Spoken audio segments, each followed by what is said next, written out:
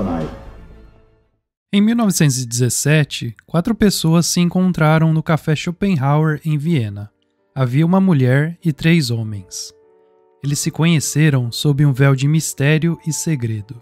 Dentre os integrantes estavam o ocultista Karl Haushofer, o barão Rudolf von Sebottendorf, o piloto as de combate Lothar Voss, o abade Gernot, da secreta Società Templi Martioni, os herdeiros dos Cavaleiros Templários, e Maria Orsic, que foi uma bela e famosa médium que nasceu em Viena, Áustria. Todos eles estudaram extensivamente a Golden Dawn, uma sociedade secreta dedicada ao estudo e prática do ocultismo, metafísica e atividades paranormais.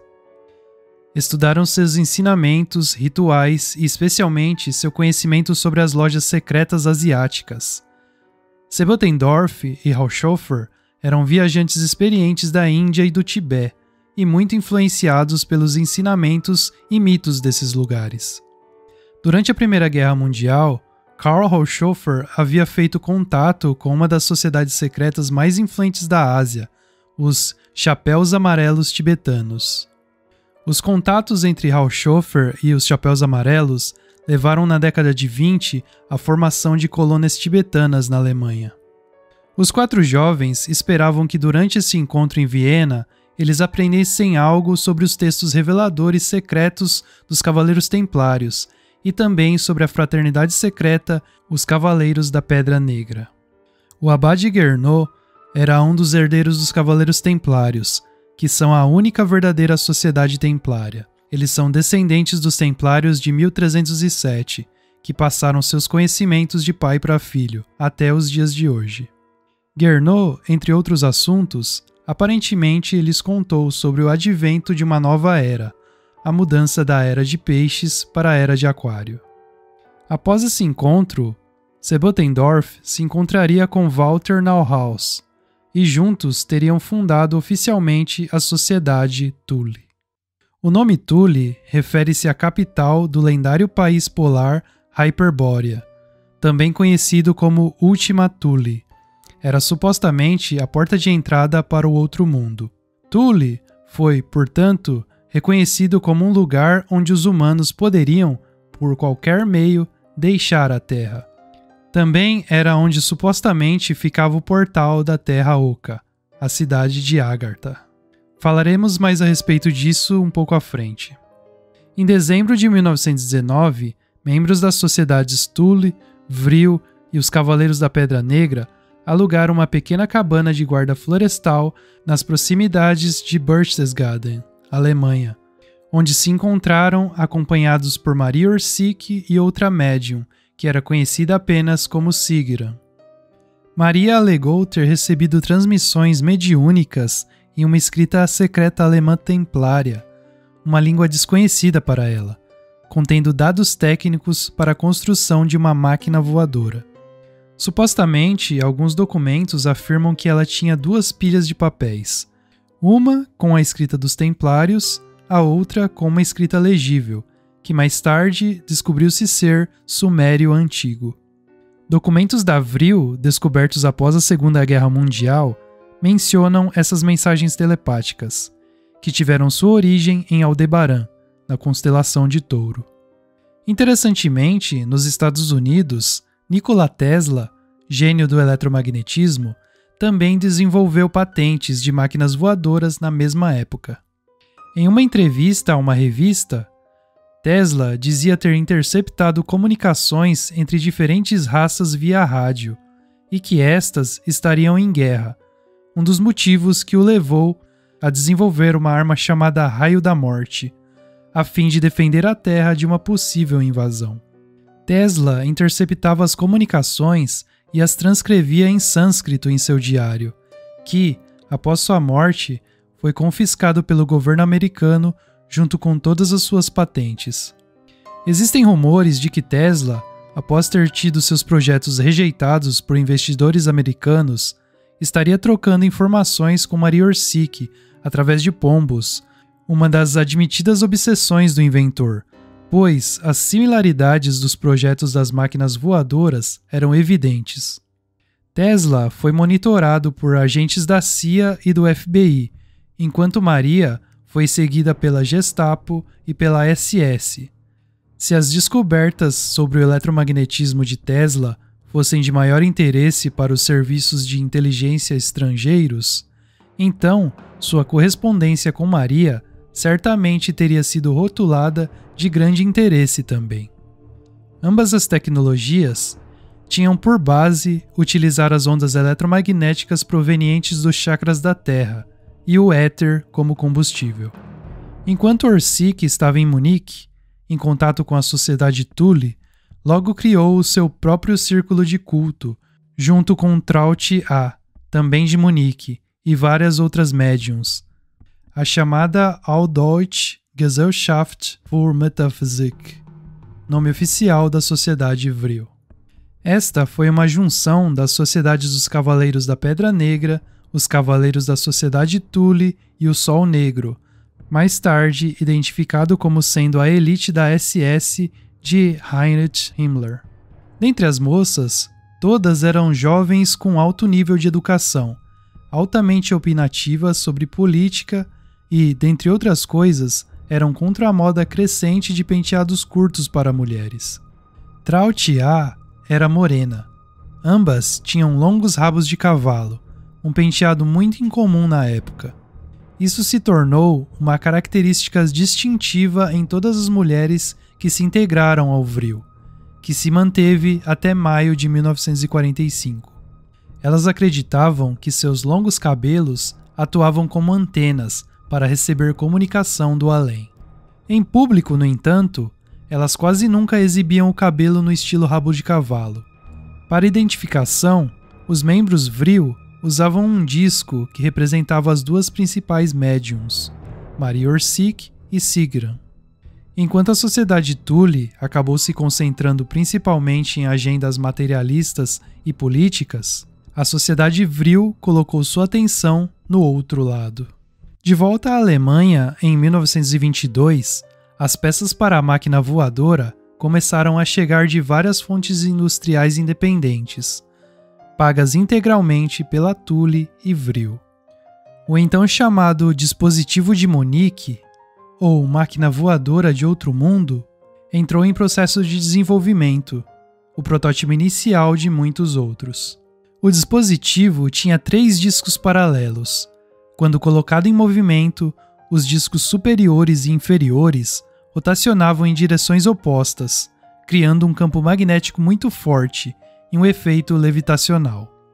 10 anos mais tarde, o projeto seria confiscado pela SS, a Schutzstaffel, provavelmente avisado pelo físico Otto Schumann, que supostamente estava ciente da máquina voadora desde 1924, para servir aos seus próprios interesses, e assim iniciou o programa Rundflugzeug, de discos voadores nazistas armados.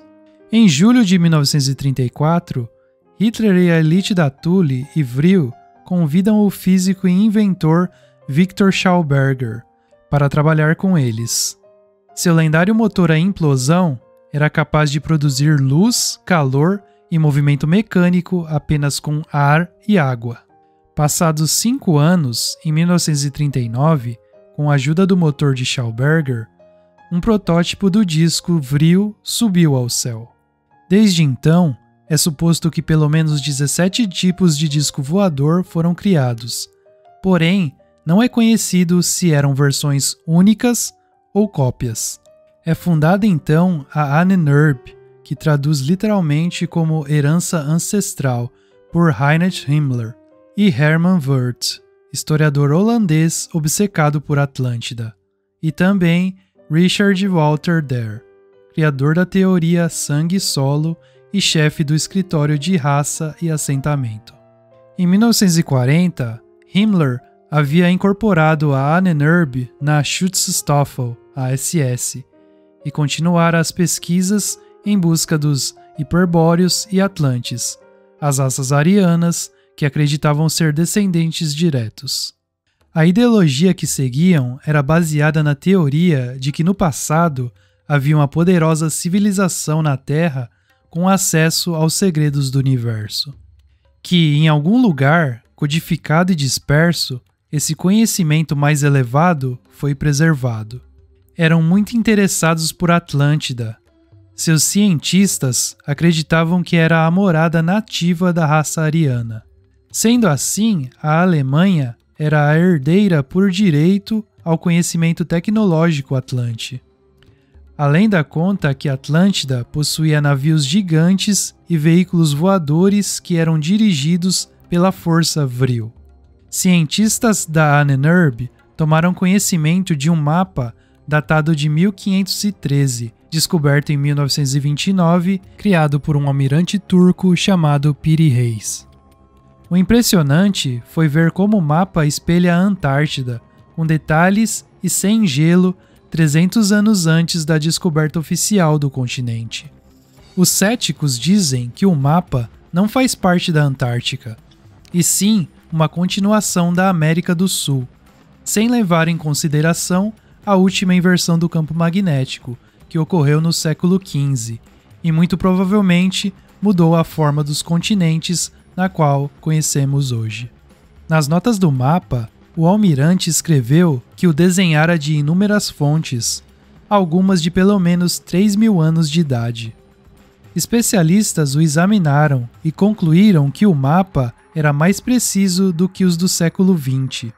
Análises sísmicas da região confirmaram que algumas das montanhas, antes consideradas porções únicas de terra, provaram ser, na verdade, ilhas separadas como constatadas antes no antigo mapa. Isso trouxe esperança a Ahnenerbe, na busca pela herança tecnológica de Atlântida. Foram feitas várias expedições secretas em busca de manuscritos e relíquias pelo mundo que levassem ao paradeiro dos hiperbóreos ou dos atlantes. Não somente foram usados engenheiros e médiuns como da Sociedade Thule, como também historiadores e exploradores. Antes mesmo da guerra eclodir no mundo, as expedições feitas pela Ahnenerbe retornaram com centenas de pergaminhos antigos em sânscrito, chinês e outras línguas orientais. Os alemães estavam em busca de encontrar a fonte da energia Vril, da qual as pessoas que moram no subterrâneo se utilizam para operar e governar o mundo. Dizia-se que a força Vril, ou energia Vril, era derivada do Sol Negro, uma grande esfera de prima matéria que supostamente existe no centro da Terra, dando luz ao povo intraterreno e emitindo radiação na forma de Vril. A sociedade Vril acreditava que os arianos eram os ancestrais biológicos reais do Sol Negro. Essa força era conhecida pelos antigos sob muitos nomes e foi chamada de Chi, Orras, Vril, Luz Astral, Forças Ódicas e Orgone. Os alemães não pouparam esforços e recursos para encontrar uma entrada para Agartha, a fim de chegar em Atlântida, enviando expedições às passagens conhecidas: Sibéria, Tibete, Amazônia e Antártida. A Ahnenerbe começou pelo norte da Sibéria, guiada pela Sociedade Thule, por ser a localização das terras de Hyperbórea, local mais próximo do Sol Negro, onde existe a cidade da qual seu povo vive 300 anos. Cidade esta guardada pelos anjos eternos de Lúcifer, que não permitiram a entrada das expedições.